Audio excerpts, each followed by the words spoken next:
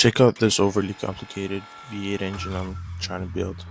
I got the cylinder block, pistons, connecting rods, valves, intake and exhaust manifold, and the timing chain figured out at this point.